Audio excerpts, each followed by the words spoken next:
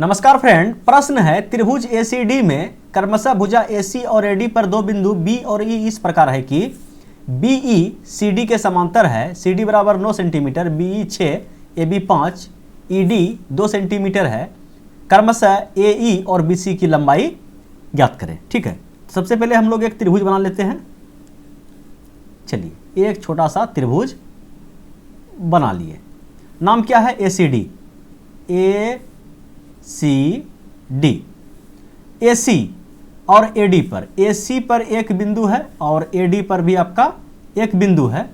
इस प्रकार बी और ई, नाम है इसका बी और ई। इस प्रकार है कि बीई सीडी के समांतर, ये जो बीई है आपका सीडी के समांतर है। तो प्रमेय में अगर ये दो रेखा आपस में समांतर हो जाता है तो ये दोनों त्रिभुज कैसा होता है? समरूप होता है। कौन कौन त्रिभुज? तो बोल दीजिए कि ए बी ई आपका समरूप हो जाएगा किसका? बड़ा त्रिभुज ए सी डी का। ठीक है, समरूप कैसे होता है तो हम लोग बहुत बार इसको सीख चुके हैं, प्रूव भी कर चुके हैं। ठीक है, ये त्रिभुज और ये त्रिभुज आपका कैसा है? समांतर देखने के बाद ही पता चल गया कि ये आपका समरूप है। तो क्या क्या दिया गया है? सी डी बराबर 9, ये जो सी डी है ये आपके 9 है और बी ई 6 है, ये बी आपका 6 है। ए बी 5, ए बी जो है आपका 5 है। ई डी 2 है, ई डी आपका 2 है। ठीक है, ए ई हमें ज्ञात करना है। बी सी हमें ज्ञात करना है। ठीक है, तो सबसे पहले हम एक बार में किसी एक को ही ज्ञात कर सकते हैं। तो देखिए, बड़का त्रिभुज छोटका त्रिभुज, ऐसा कीजिए छोटके को पहले लीजिए। छोटका का ये भुजा और बटे ये भुजा कर सकते हैं ना। जब समरूप हो गया तो रेशियो क्या लेते हैं? बोलिए जो भुजा इसका लेते हैं और बटे में बड़का का वही भुजा रखते हैं। तो चलिए हम इसको लेते हैं। छोटका त्रिभुज का जो है ना नीचे वाला भुजा 6, तो बड़का त्रिभुज का भी नीचे वाला भुजा, ठीक है, कितना होगा? 9। और ये बराबर हो जाएगा, छोटका त्रिभुज पहले लिए हैं तो छोटका त्रिभुज का ये वाला एंगल को हम लेते हैं, ये वाला भुजा को हम लोग लेते हैं। ठीक है, कितना है? बोलिए 5। तो बड़का त्रिभुज का भी यही भुजा आपको लेना पड़ेगा। तो बड़का त्रिभुज का ये भुजा इतना बड़का है, 5 + y के बराबर दिखाई पड़ रहा है हमें। ठीक है, 5 + y के। तो यहाँ से आप क्या कीजिए, y का मान निकाल दीजिए। ये कटने वाला है, 3 दूना 6 और 3 तिया 9। ठीक है, गुना कीजिएगा, कितना हो गया? 10 + 2y बराबर कितना हो गया? 15। तो ये घट गया, तो 2y बराबर 5 और y बराबर आपका 2.5। ठीक है, y का मान 2.5 दो जगह चिपका दिया है। तो उसी टाइप से आप इधर का x का मान निकाल दीजिएगा। ठीक है, तो हम देख लेते हैं कि क्रमशः जब पूछा है तो ए किसका मान निकला? BC का। तो BC लास्ट में आना चाहिए, तो BC लास्ट में अढ़ाइए। ठीक है, और उसी टाइप से ठीक है आपका ये भी निकलने वाला है, 4 भी निकल जाएगा x का मान। अगर विश्वास नहीं हो तो निकाल दें। अगर आप लोग से निकल जाता है तो किस किस भुजा को आप जैसे हम यहाँ बताए हैं ना, किसको किसको मतलब रेशियो में लिए हैं, उसी टाइप से आप में कमेंट कर सकते हैं कि सर जी इसको जो है इसके बराबर करके क्या किए हैं, x का मान निकाले हैं। ठीक है, तो चलिए हम लोग फिलहाल बढ़ जाते हैं अगले क्वेश्चन की ओर। और अगला क्वेश्चन कुछ इस प्रकार से है आपके स्क्रीन पे, इसको भी देख लीजिए। प्रश्न क्या है? छिन्नक के रूप में एक 35 सेंटीमीटर ऊंची बाल्टी पानी से भरी है। इसके निचले और ऊपरी सिरों की त्रिज्याएं क्रमशः 12 सेंटीमीटर और 18 सेंटीमीटर है। यदि इस बाल्टी से पानी एक बेलनाकार ड्राम में डाला जाता है जिसकी आधार की त्रिज्या 20 सेंटीमीटर है, तो ड्राम में पानी कितनी ऊंचाई सेंटीमीटर में तक भरेगा? कहने का मतलब क्या हुआ कि एक आपका बाल्टी कुछ इस टाइप से है। ठीक है, बाल्टी कुछ इस टाइप से है, समझिएगा कि यहाँ पे आपका 3D डायग्राम है, पेंदी में भी होगा। और इसका जो पानी है, इस पानी को निकालकर एक बेलनाकार ड्राम में डाल दिया गया। तो इस बाल्टी का आयतन बराबर हो जाएगा इसका आयतन। ठीक है, बाल्टी का आयतन बराबर हो जाएगा इसका आयतन। कहने का मतलब बाल्टी का आयतन अगर हम निकाल दिए तो उस आयतन को इस बेलन के आयतन के बराबर कर देंगे। समझ पाएँ? बोलिए हाँ, समझ में आ गया। प्रत्येक चीज़ को नोट करते रहिए, क्योंकि जगह समय समय पे हम क्या करेंगे, मिटाते रहेंगे, क्योंकि जगह कम है। एक स्लाइड से दूसरे स्लाइड में जंप करने के बाद क्या होता है, मेरा मैदान साफ हो जाता है। क्योंकि अगला हम इसके पहले क्या बताएं हमें खुद समझ में नहीं आता, क्वेश्चन क्या लिखा हुआ है कुछ समझ में नहीं आता, ठीक है। इसीलिए मिटा के एक ही स्लाइड में काम चलाते हैं। अगर ये आपका ये है, क्या बोलते हैं इसको, ये बाल्टी है, तो शंकुआकार बाल्टी होता है पता है, और इसका क्या क्या कंडीशन दिया गया है। तो ये जो त्रिज्या है नीचे वाला पेंदी वाला 12 है, तो व्यास आपका कितना है 24 है, ठीक है। ये आपका कितना है बोलिए 24 है, और ऊपर वाला त्रिज्या अगर 18 है तो ये टोटल आपका 36 है व्यास, ठीक है। लेकिन सबसे पहले एक दिक्कत है कि इसका जो आयतन निकालेंगे, आयतन कैसे निकालेंगे, ठीक है। तो इसका आयतन का एक डायरेक्ट फार्मूला भी होता है। अगर फार्मूला आप लोग को याद नहीं करना है तो ऐसा कीजिए कि इसको एक शंकु के आकार में बदल दीजिए, ठीक है, शंकु के आकार में बदल दीजिए। और ये जो आप देख रहे हैं कि बड़ा वाला शंकु का आयतन और माइनस ये छोटका शंकु का आयतन, ठीक है। अगर ये पूरे शंकु का आयतन निकाल के ये छोटे वाला शंकु का आयतन घटा दें तो ये बाल्टी का आयतन निकल जाएगा, बोलिए हाँ। तो सबसे पहले हम बाल्टी का आयतन निकाल देते हैं यही कंडीशन में। तो बोलिए यहाँ तो ऊंचाई दिया गया है गुरुजी 35 सेंटीमीटर, तो 35 सेंटीमीटर आपका ये दिया गया भैया बाल्टी का ऊंचाई, लेकिन आपको निकालना है टोटल ऊंचाई, ठीक है। तो टोटल ऊंचाई को अगर ये आपका 35 दिया है तो आप इसको x मान लीजिए, ठीक है। और अब आप निकाल दीजिए। अच्छा ये बता देते हैं पहले, सबसे पहले एक चीज़ और ध्यान दीजिए कि अगर ये इस टाइप से हम इसको आगे बढ़ाते हैं तो पहला सवाल के अनुसार ये दोनों त्रिभुज, बड़ा वाला त्रिभुज और ये छोटा वाला त्रिभुज आपका क्या होगा, समरूप होगा। तो समरूप होगा तो रेशियो ले लेंगे बड़ा त्रिभुज का 36 और ये भुजा आपका छोटा त्रिभुज का 24। तो बड़ा त्रिभुज का इस साइड को ले लेते हैं 35 प्लस x को, ठीक है। 35 प्लस x का अनुपात किससे ले लेंगे, x से, ठीक है। तो ये आपका कट जाएगा 12 दूना 24, 12 तिया 36, कहने का मतलब 3x बराबर 70 प्लस का 2x, तो कहने का मतलब यहाँ से घट गया x बराबर आपका आ गया 70 के बराबर। तो ये आपका x का मान निकल गया 70, ठीक है।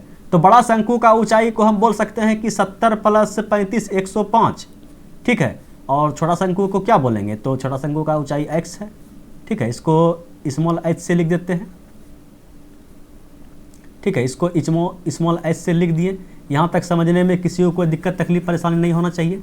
अब बात आया कि शंकु का आयतन कैसे निकालेंगे।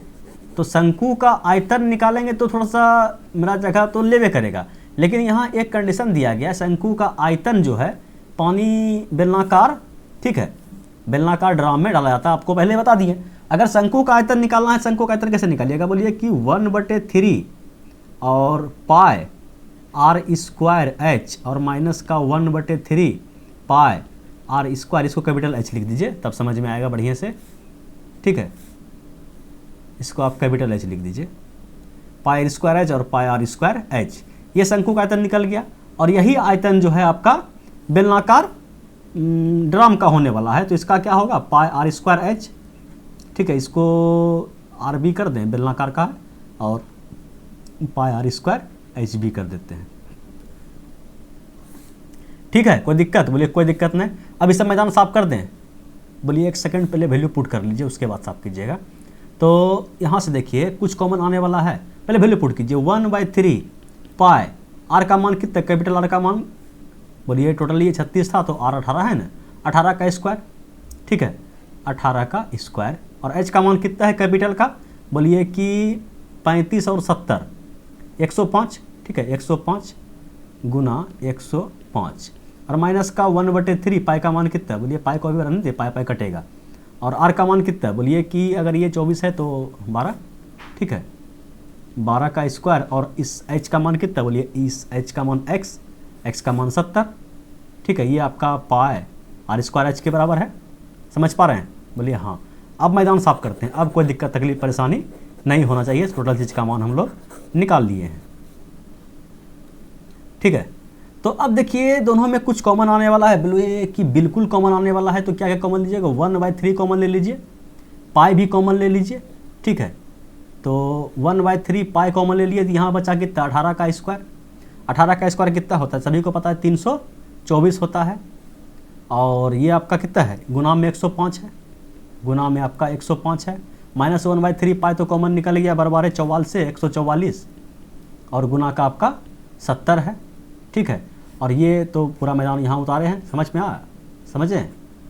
ठीक है, तो ये आपका हो गया पाए आर स्क्वायर, आर का मान 20 दिया गया है।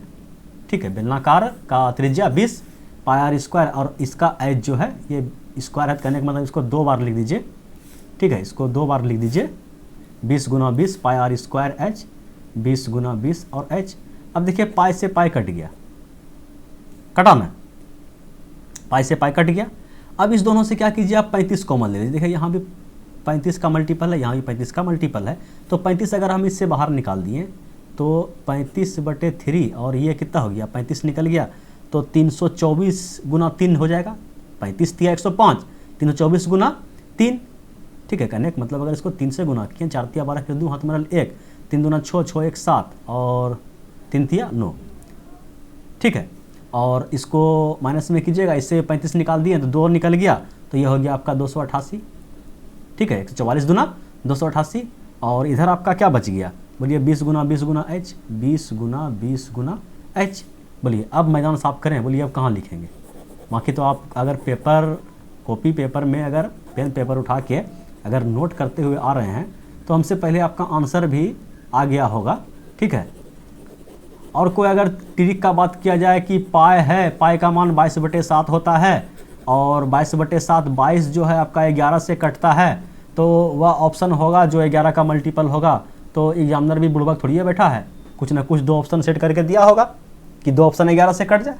ठीक है, तो उसके चक्कर में मत पड़िए। अगर समय है और विश्वास है कि हम कैलकुलेशन से नहीं डरेंगे, तो आप अपने मोहल्ले में देखिएगा कि सिलेक्शन वही लड़का का हुआ है जिसका कि कैलकुलेशन तगड़ा है। और कैलकुलेशन कैसे बनता है, जब आप रेगुलर प्रैक्टिस कीजिएगा। ठीक है, किताब को रगड़िएगा अपने से। ठीक है, तब कैलकुलेशन मजबूत होता है। तो अब इसको सॉल्व कीजिए। बोलिए कुछ कटने उठने वाला है तो कटा दीजिए, नहीं कटने वाला है तो छोड़ दीजिए। बोलिए कि अगर यहाँ पे डिफरेंस ले लें, बोलिए यहाँ पे डिफरेंस ले लीजिए। बोलिए कि 12 - 8 तो 8 4 12।